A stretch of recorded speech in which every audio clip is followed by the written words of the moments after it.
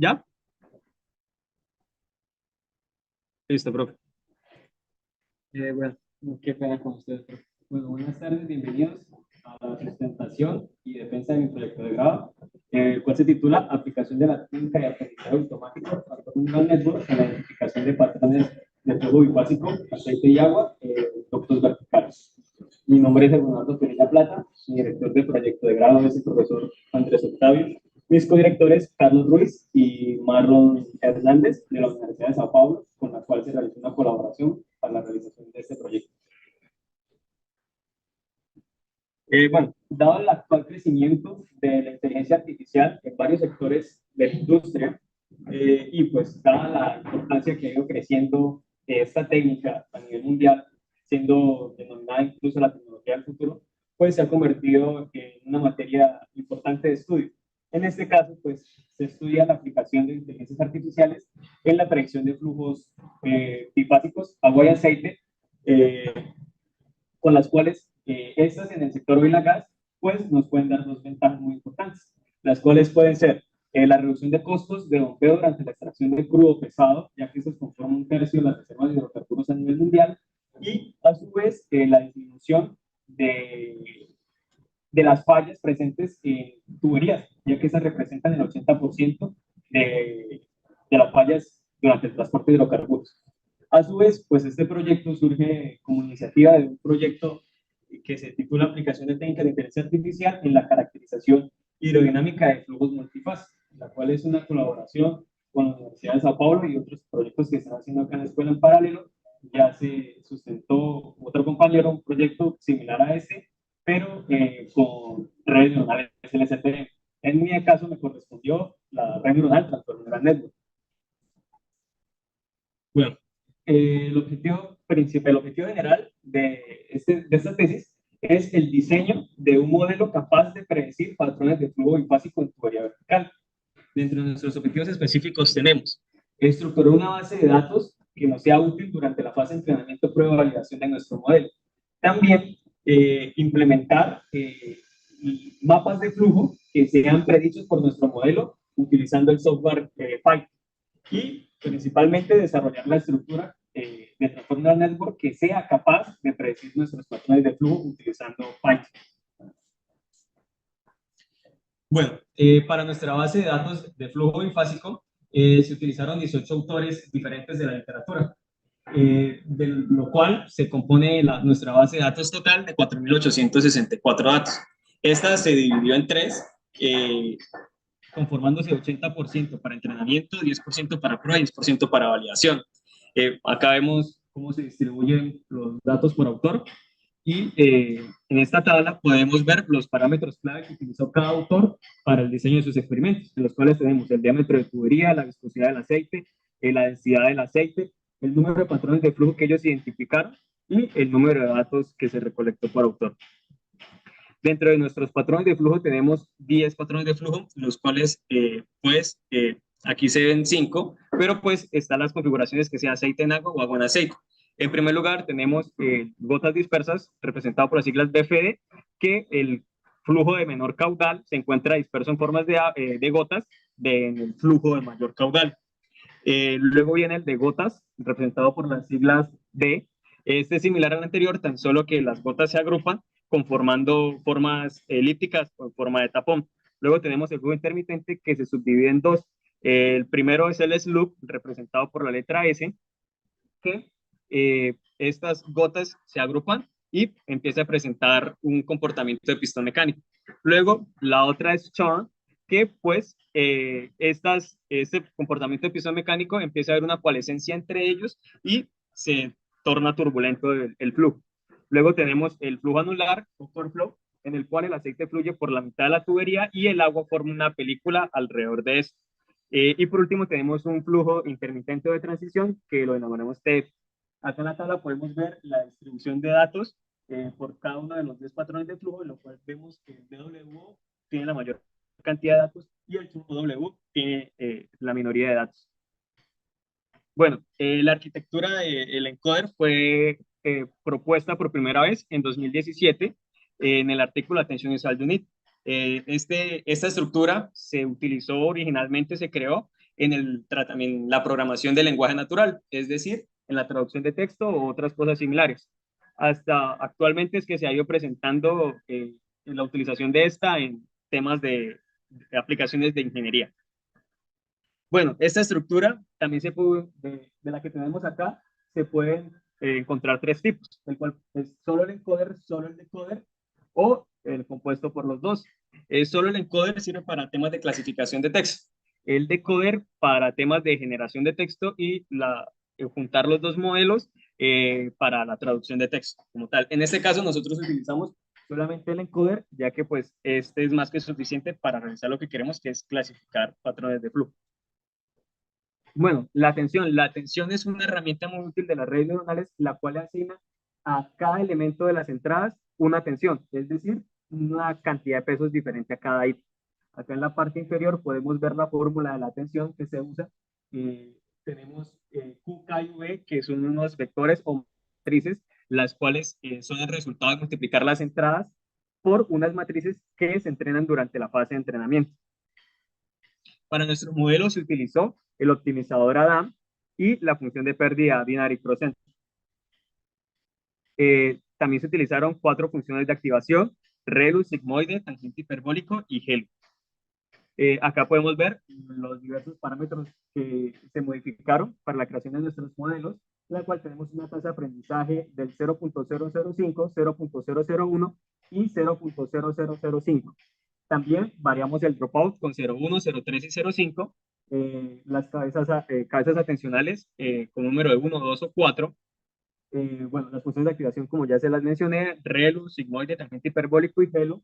Se utilizó el optimizador Adam, la función de pérdida binary cross entropy, un único codificador, ya que pues estas estructuras de codificador se pueden apilar una continua a la otra, pero en este caso, por prueba de ensayo-error, se identificó que solamente uno era más que suficiente, ya que si se apilaban más, pues se podía generar overfit.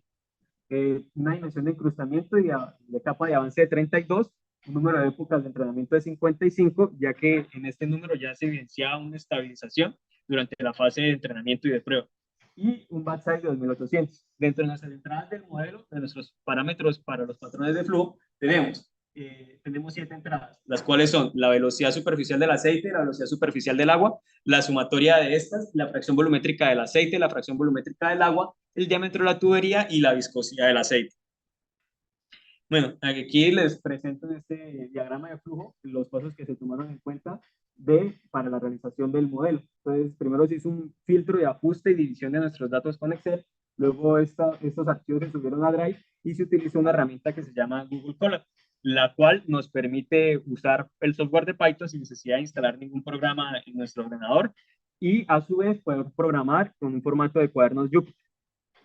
Además, se puede hacer uso de la GPU de Google, lo cual facilita y hace del proceso de entrenamiento algo más rápido. La lectura, procesamiento, normalización y tokenización de nuestro modelo se realizó con las librerías de Pandas, NumPy y scikit-learn. Luego la creación del modelo se hizo por medio de las librerías de TensorFlow y Keras. Y el análisis del comportamiento de las fases de entrenamiento y prueba se realizó con una herramienta de TensorFlow que se llama TensorBoard. Luego se realizó la validación del modelo y por último la graficación de nuestros mapas de flujo predichos por nuestros modelos y las matrices de confusión gracias a la librería Matplotlib. Bueno, acá en primera instancia tenemos un ejemplo de la base de datos que se usó en donde nuestros patrones de flujo están en letras. Bueno, se hizo una modificación, cual a cada patrón de flujo se le dio un número desde cero, ya que en programación se empieza a contar desde cero. Esto con el fin de ayudar más adelante en el código, configurar las entradas, que se hace por medio del método de one-hot encoding, en el cual, teniendo nuestro número entero, si tenemos n categorías, se crea un vector de dimensión n con n ceros y con un único 1 en la posición del número entero que tenemos. En este caso, si tenemos el número 1 y como se comienza a contar desde 0, entonces el 1 estará en la posición 2. Si tuviéramos patrón de flujo número 4, el 1 estaría en la posición número 5. Eso al momento de ya salir de nuestro modelo, pues el 1 se dispersa entre las demás para ver cuál es la mayor probabilidad. Luego se realiza una tokenización que es fundamental para el transformer, que es nuestros datos ya normalizados crearle un diccionario con unas etiquetas de valores enteros para luego tokenizarlo y ya no ingresar números decimales, sino enteros. Se realizó una codificación posicional con senos y cosenos, y en conjunto la incrustación y codificación antes de ingresar al modelo. Nuestro bloque codificador consta de las siguientes capas: la capa de múltiples cabezas atencionales, una capa de dropout, una capa de normalización, luego la capa de avance, una capa de dropout y por último otra capa de normalización. Bueno, para el análisis de resultados se tomaron 110 modelos, que fueron los que se ejecutaron con toda la variación de parámetros que nombré anteriormente, y pues se tuvieron en cuenta dos criterios. El primero, que pues no se presentara el comportamiento de esta gráfica, ya que aquí se evidencia el overfitting, o sea, se está sobreentrenando la red neuronal.